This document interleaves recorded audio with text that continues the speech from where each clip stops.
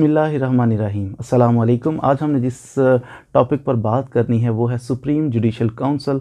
ये है अगर कानून की बात करें कि कौन सा कानून इसको डील करता है तो वो है कॉन्स्टिट्यूशन ऑफ पाकिस्तान का आर्टिकल है 209।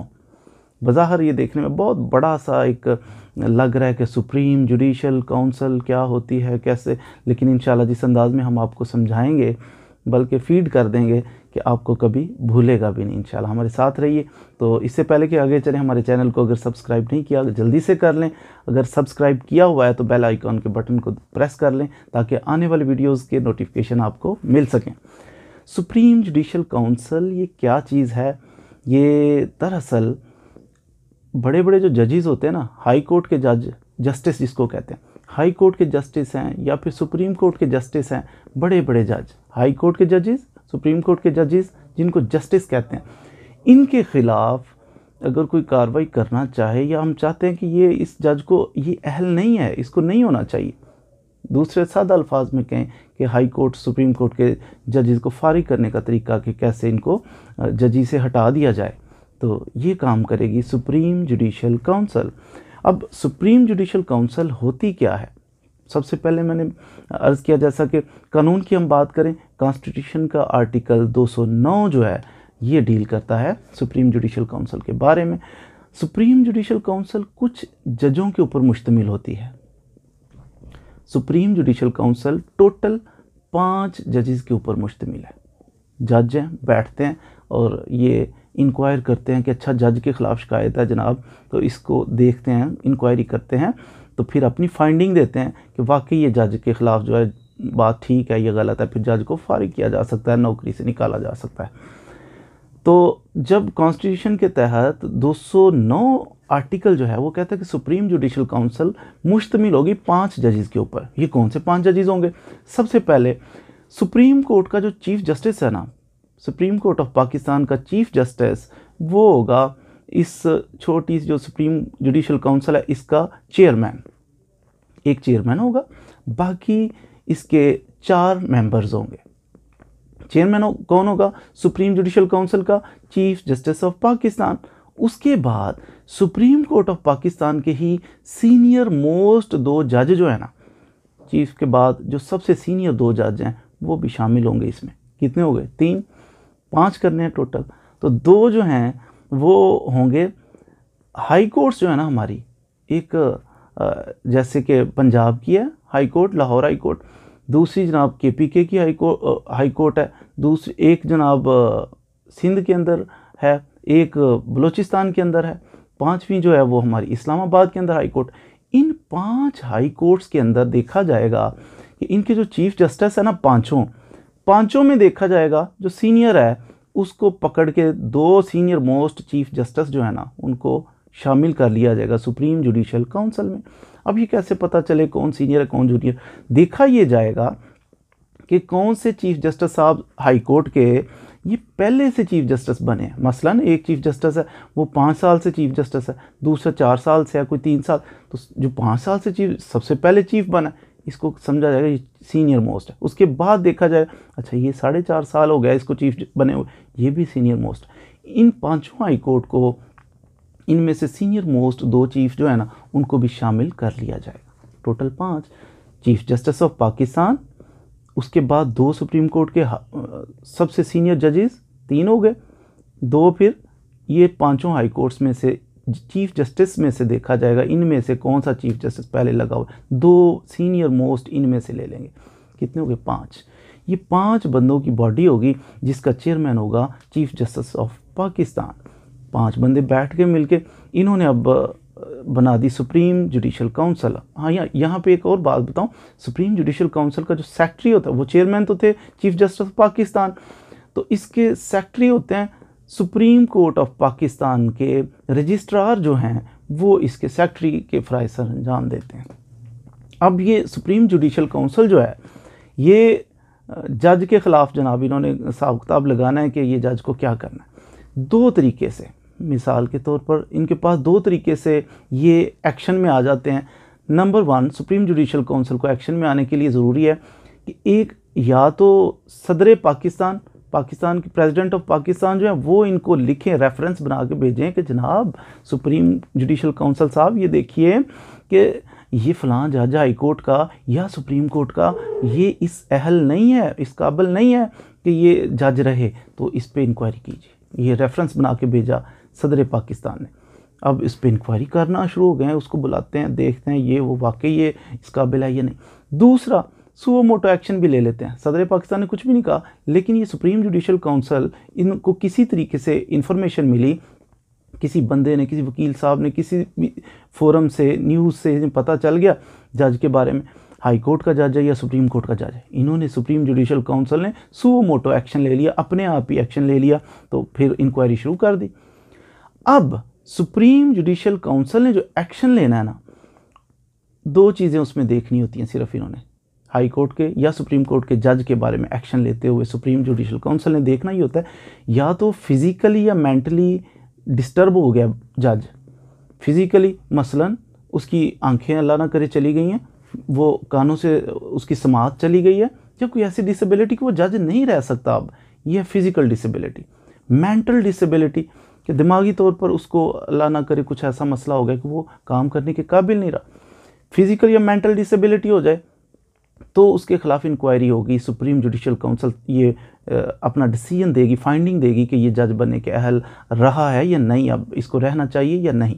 दूसरा, देखा ये जाएगा कि मिसकंडक्ट, कि अगर कोई हाई कोर्ट का जज या सुप्रीम कोर्ट का जज, उसके ख़िलाफ़ एलिगेशन है और ठोस शवाहद मौजूद हैं कि जनाब इसने तो मिसकंडक्ट किया है, रिश्वत ले लिया है, फ़लाँ काम गलत कर दिया है, जो कि जज को जेब नहीं देता, इतने हाई लेवल पे बैठा हुआ, सारा ये तो निज़ाम ही ख़राब हो जाएगा। मिसकंडक्ट करे फिर भी उसको, उसके ख़िलाफ़ इंक्वायरी इनिशिएट हो जाएगी सुप्रीम जुडिशल काउंसिल में, फिर वो फैसला करें। क्योंकि ये सुप्रीम जुडिशल काउंसिल में 5 जजेस होते हैं बड़े बड़े, तो ये 5 जजेस होते हैं, फिर इनका फ़ैसला बराबर नहीं हो सकता।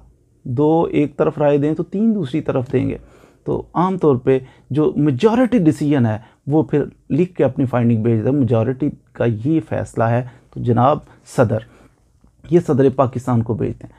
सुप्रीम जुडिशल काउंसिल अपनी फाइंडिंग दे सकती है कि हमारा ये ख्याल है, हमारी ये फाइंडिंग है, ये जज रहने के काबिल नहीं है। ये फाइंडिंग दे के तो सदर पाकिस्तान को भेजते हैं। सदर पाकिस्तान फिर चाहे तो सुप्रीम जुडिशल काउंसिल की बात से एग्री करते हुए इस जज को हटा दे ओहदे से, चाहे तो ना हटाए। ये प्रेसिडेंट ऑफ पाकिस्तान की डिस्क्रिशन है, वो चाहे तो माने उनकी बात, चाहे तो ना माने। अब प्रेसिडेंट ऑफ पाकिस्तान यहाँ तो ऐसे लग रहा है कि चाहे माने चाहे ना माने, ये बादशाह है, लेकिन ऐसा नहीं है। कभी भी प्रेसिडेंट ऑफ पाकिस्तान खुद से पकड़ के किसी जज को ये नहीं कह सकता जनाब आप आज से फारिग हैं। नो, वो मोहताज है, उसे ज़रूरत है हमेशा इस चीज़ की कि वो सुप्रीम जुडिशल काउंसिल को लिखे कि जनाब ये देखें ये ऐसा मामला है। वो एग्री करें प्रेसिडेंट से, तो फिर ये अपनी डिस्क्रिशन इस्तेमाल करेगा, या तो जज को रहने देगा या फारिग कर देगा। तो ये तरीक़ाकार है सुप्रीम जुडिशल काउंसिल के अंदर किसी जज के बारे में कैसे बात पहुंचेगी और कैसे इंक्वायरी करके वो सदर को लिखेंगे और सदर पाकिस्तान जो है वो फिर उसे फारिग कर दें या रहने दें। सुप्रीम जुडिशल काउंसिल का जो फैसला होता है इसको चैलेंज भी नहीं किया जा सकता कहीं पे कि किसी फोरम पे कि सुप्रीम जुडिशल काउंसिल ने ये फैसला कर दिया तो इसको चैलेंज कर ले बंदा, नहीं, ये फाइनल होता है इनका डिसीजन। सुप्रीम जुडिशल काउंसिल जो है अब जो चीफ जस्टिस और हाई 4 जजेस के ऊपर मुश्तमिल है, ये इसके अलावा भी कुछ काम करती है। मसलन 6 तरह के काम ये कर सकती है। सुप्रीम जुडिशल काउंसिल के अंदर ये कंटेम्प्ट ऑफ कोर्ट की प्रोसीडिंग कर सकते हैं कि किसी बंदे पर कंटेम्प्ट लगाते हैं कि आपने तौहीन अदालत की है, उसको सज़ा दे सकते हैं। या कोई बंदा सुप्रीम जुडिशल काउंसिल को काम कर रही है, उसके अंदर हर्डल क्रिएट करता है, उनकी बात नहीं सुनता, तो उनको सही तरीके से फाइंडिंग वो इंक्वायरी करने नहीं देता, उसके ख़िलाफ़ उसको सज़ा सुना सकते हैं। सुप्रीम जुडिशल काउंसिल चाहे तो ये जजिस के ख़िलाफ़ कोई बंदा ज़्यादा बोलता है, मैं कम बोल रहा हूँ, ज़्यादा कोई बोलता है, बुरा बोलता है, गलत बोलता है जजिस को, तो फिर सुप्रीम जुडिशल को उस बंदे को बुला सकती है, इधर आ जाओ, तो आप बड़ी बातें करते हो जजों को, इधर आओ ना ज़रा, उससे भी पूछ सकते हैं। सुप्रीम जुडिशल काउंसिल किसी भी बंदे को बुला के सवाल जवाब कर सकती है कि जनाब ये सवाल के ज़रा जवाब दो ना, इन सवालात के, क्या आप बड़ी ये बातें करते हो, आपके ख़िलाफ़ ये ज़रा बताओ, कर सकते हैं। सुप्रीम जुडिशल काउंसिल इन्वेस्टिगेशन कर सकती है किसी स्पेसिफिक मामले पे कि जनाब ये कैसे है, क्यों हो गया, पनामा कहाँ से आ गया, क्या हो गया, कुछ भी इन्वेस्टिगेट कर सकती है अपने कंट्री के अंदर के मामलात को। सुप्रीम जुडिशल काउंसिल कोई भी डॉक्यूमेंट तलब कर सकती है, कहीं भी किसी बंदे को कह सकती है फ़लाँ डॉक्यूमेंट्स लेके आएँ जनाब, आप हमें बताएं, ये डॉक्यूमेंट्स दिखाएं कि ये डॉक्यूमेंट्स क्या कहते हैं, इनका क्या मकसद है और इनके बारे में कुछ अपनी इंक्वायरी करना चाहते हैं। सुप्रीम जुडिशल काउंसिल डॉक्यूमेंट्स भी तलब कर सकती है। अच्छा, सुप्रीम जुडिशल काउंसिल जो है इसका ये भी है कि ये कोड ऑफ कंडक्ट जजेस का ये जारी करना, ये भी इन पे फ़र्ज़ है, लाजिम है कि ये सुप्रीम जुडिशल काउंसिल है, ये बाकी वाले जो जस्टिस हैं, जितने भी हाई कोर्ट के जजेस हैं, सुप्रीम कोर्ट के जजेस हैं, इनका कोड ऑफ कंडक्ट इशू करेगी, जारी करेगी कि ये कोड ऑफ कंडक्ट है, इस पे अमल करना, इससे बाहर नहीं जाना आपने, गाइडलाइन जैसे प्रोवाइड करते हैं। मिसाल के तौर पर ये कोड ऑफ कंडक्ट ये जारी करती है कि जितने भी हाई कोर्ट के जज हैं या सुप्रीम कोर्ट के जज हैं जनाब, ये लिटिगेशन में ना पड़े। ये नहीं है कि जस्टिस साहब के ख़िलाफ़ सिविल कोर्ट में केस चल रहा हो, ये मामलात में उलझा हुआ हो, नहीं, कोशिश करें इसे अवॉइड करें।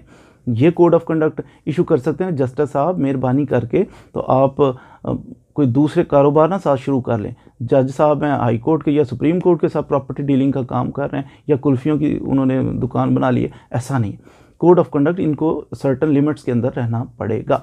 मिसाल के तौर पर अगर सुप्रीम जुडिशल काउंसिल 5 बंदे हैं टॉपो टॉप, इनमें से किसी के खिलाफ प्रॉब्लम है कि ये बंदा करप्ट है या इसने कुछ ऐसा किया है, ये मेंटल हो गया लगता है या कोई प्रॉब्लम ऐसा हो गया, तो उसका क्या हाल है? उसका ये हाल है, सुप्रीम जुडिशल काउंसिल के 5 बंदों में से उस बंदे को चुपके से हटाया जाएगा पीछे, और नीचे जो अपकमिंग नीचे जो थे सीनियर बंदा, उससे उसको पकड़ के लाया जाएगा ऊपर, तो फिर 5 पूरे करके तो इसके खिलाफ भी इंक्वायरी करके फाइंडिंग उधर को भेज दी जाएंगी सदर साहब को, वो चाहें रखें चाहें तो इसको निकाल दें। ये था हाई कोर्ट के जजेस से अगर शिकायत हो, करप्शन का एलिगेशन हो, या सुप्रीम कोर्ट के जजेस जितने भी हैं जस्टिसेस, इनके खिलाफ एलिगेशन हो तो फिर रेड्रेसल हो सकता है। कहाँ पे शिकायत कहाँ पे जाएगी और कौन उसको डील करेगा? सुप्रीम जुडिशल काउंसिल, बड़े बड़े जजों की 5 जजेस की काउंसिल बनी हुई है। रजिस्ट्रार सुप्रीम कोर्ट उसका सेक्रेटरी है, तो ये मिलजुल के फैसला करेंगे, फैसला नहीं बल्कि फाइंडिंग अपनी देंगे, फैसला करेगा सदर पाकिस्तान, जज को आगे पीछे रखना है नहीं रखना, क्या करना है। अगर आपको कोई प्रॉब्लम हो, बड़ा दिल दुखता है, लोग गलियों में ये चौकों में खड़े होके, अवेयरनेस नहीं है कानून से, चौकों में खड़े होकर कह रहे हमारा इतना केस था, इतने मरले इतने कनालों का केस था, तो जज मिल गया, जज ने रिश्वत ले ली, जज ने फलां, बहुत दुख होता ना। This is not the way. आपको ये करना है, कानून जानिए ना। अगर आप समझते ठोस शवाहद आपके पास मौजूद हैं तो खुदा का खौफ करते हुए आप उस जज साहब एलिगेशन लगा रहे हैं, खुदा के वास्ते चौक में खड़े होकर एलिगेशन लगाने से कुछ नहीं होगा। आपको करना ये है कि उसके खिलाफ भी, जैसे मैंने अब सुप्रीम जुडिशल काउंसिल बताया कि हाई कोर्ट का जज हो, सुप्रीम कोर्ट का जज हो, तो उधर जाएं। तो अगर सिविल जज हो, अगर एडिशनल सेशन जज हो, मजिस्ट्रेट हो, तो फिर किधर जाना है? अभी बताता हूँ आपको। फिर भी चौक में खड़े होके बात नहीं करनी, बल्कि कोई लिखी पढ़ी पढ़े लिखों वाली बात करनी है। सिविल जज हैं, एडिशनल सेशन जज है, मजिस्ट्रेट साहब हैं, जो भी हैं, आपको शक की बुनियाद पे नहीं, महज सॉलिड आपके पास कोई शवाहद हैं, कोई आपके पास डॉक्यूमेंट है, कोई आपके पास ऐसी ठोस बात है कि करप्शन किया जज साहब ने, गलत काम किया, नामुनासिब काम किया, उसका तरीक़ाकार बड़ा आसान है, लेकिन अवेयरनेस नहीं है। उसका तरीक़ाकार जितने भी सेशन जजेस, एडिशनल सेशन जजेस, सिविल जजेस, मजिस्ट्रेट, इनके खिलाफ एलिगेशन आपने लगा दिया, आपके पास ठोस शवाहद मौजूद है, करना ये है कि इनके खिलाफ आप एप्लीकेशन दे सकते हैं हाई कोर्ट में। हाई कोर्ट के अंदर एक MIT, मेंबर इंस्पेक्शन टीम, इसको एप्लीकेशन दें, बल्कि आप लिखें, अपने गूगल पे जाके लिखें मेंबर इंस्पेक्शन टीम का, वो आपको बना बनाया एक फॉर्म मिलेगा। फॉर्म के ऊपर उन्होंने लिखा है कि फिल करो जी, आपका नाम, पता, आपका नाम अगले जज को जिसके खिलाफ कंप्लेन कर बताएं ना बताएं, अगर आप इजाज़त दें तो बताएंगे, अदरवाइज़ आपका नाम भी डिस्क्लोज नहीं करेंगे। आपका मसला क्या है वो सारा फिल करके, तो एड्रेस भी दिया हुआ है कि आपने सपोज़ पंजाब के अंदर किसी जज से आपको शिकायत है, तो आप मेंबर इंस्पेक्शन टीम को लिखिए, लाहौर हाई कोर्ट में member inspection team Lahore high court, वो फॉर्म फिल कीजिए या वैसे एप्लीकेशन लिखिए, लिख के साथ अपना बयान अल्फी लिखें कि मैंने जो कुछ भी कहा बिल्कुल दुरुस्त और सही कहा, तो लिख के उसको अटेस्ट करवाएं अपने बयान अल्फी को, नोटरी पब्लिक की मोहर लगवाएं और उसके बाद उसको पोस्ट कर दें जनाब इस एड्रेस पे लाहौर हाई कोर्ट की member inspection team Lahore high court Lahore. तो इस तरह सिंध का है तो सिंध के हाई कोर्ट, यानी आप भेज सकते हैं अपने स्पेसिफिक जो भी आपको हाई कोर्ट लगता है उसके अंदर कि ये कंप्लेन है फलां जज साहब के पास, उन्होंने ये किया।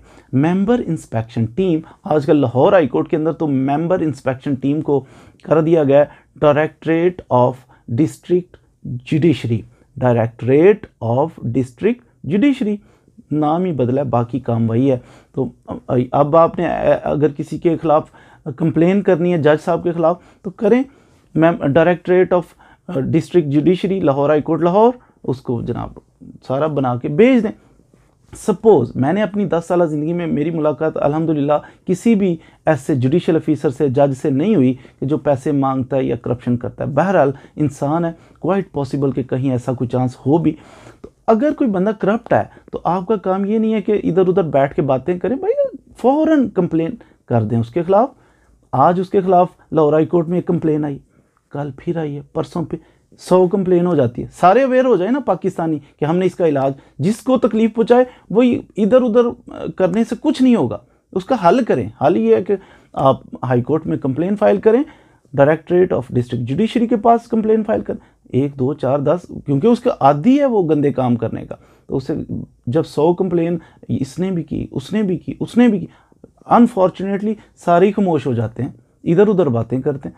इधर कंप्लेन करो ना, हाई कोर्ट में करो। तो जब बार बार आप करेंगे तो इंशाल्लाह ऐसी काली भेड़ें जो अगर कहीं हैं तो वो निकल जाएंगी, साफ़ सुथरा सिस्टम हो जाएगा। सिस्टम को बचाइए, पाकिस्तान को बचाइए। ये जुडिशरी को फूलों की सेज नहीं है, लोग ऐसे ही सिफारिशें करके और पता नहीं कैसे कैसे बनने की कोशिश करते हैं, ये बड़ा सख्त काम है। एक बुज़ुर्गों का वाक़या सुनाता हूँ आपको और इसको क्लोज़ कर देते हैं जल्दी से, कि इमाम अबू हनीफ़ा रहमतुल्लाह ताला अलैह, 80 साल की आपकी एज थी।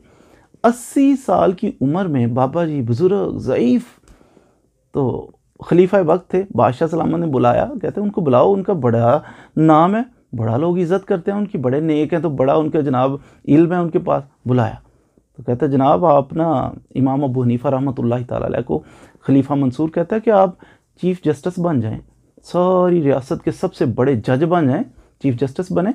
वो कहते हैं नहीं, वो बहुत अल्लाह से डरने वाले थे इमाम अबू हनीफ़ा रहमतुल्लाह ताला अलैह।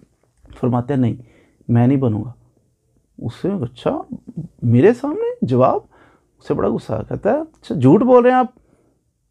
फरमाते हैं देखिए फ़ैसला तो आपने कर दिया है जी खलीफा साहब, फ़ैसला तो आपने कर दिया है कि जो एक बंदा झूठ बोल रहा है, झूठा शख्स हो, फिर बिल्कुल ही चीफ़ जस्टिस बनने के लायक नहीं है। उसे बड़ा गुस्सा आया कि सबके सामने जनाब मुझे बातें सुना। उसने कहा अच्छा इनको ले जाओ, जाके कैद कर दो, रोज़ाना के 10 कोड़े इन बाबा जी के सर में मारने। इमाम अबू हनीफ़ा रहमतुल्लाह ताला 80 साल की उम्र में आपने कहा वो आपने ना कबूल किया जजी का मनसब, चीफ़ जस्टिस का मनसब। सर के अंदर 10 कोड़े मारे जाते थे, वो खून निकल निकल के आपके टखनों तक चला जाता था। फिर अगले दिन 10 कोड़े, 110 कोड़े, रोज़ाना के 10 कोड़े मारे जाते, खून से लबरेज हो जाते, तो मारे गए। फिर अवाम आपसे बहुत मोहब्बत करती थी, डरते हुए उसने कहा ये तो काम ख़राब ना, जहर दे दो।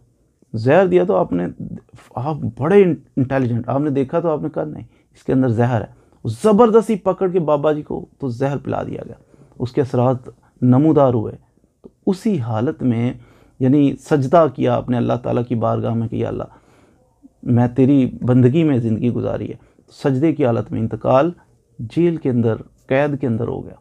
तो यानी क्यों? क्योंकि ये एक बहुत बड़ी ज़िम्मेदारी है। जो भी जजेज़ हैं उनको चाहिए कि इस ज़िम्मेदारी को पूरा करें और अल्लाह ताला से डर जाएं। जुडिशल सिस्टम हमारा अगर इंसाफ का निज़ाम बेहतर हो गया तो पाकिस्तान को तरक्की करने से दुनिया की कोई ताकत रोक नहीं सकती। अल्लाह ताला हमारी मदद फरमाए। Thank you for watching this video. Thank you very much.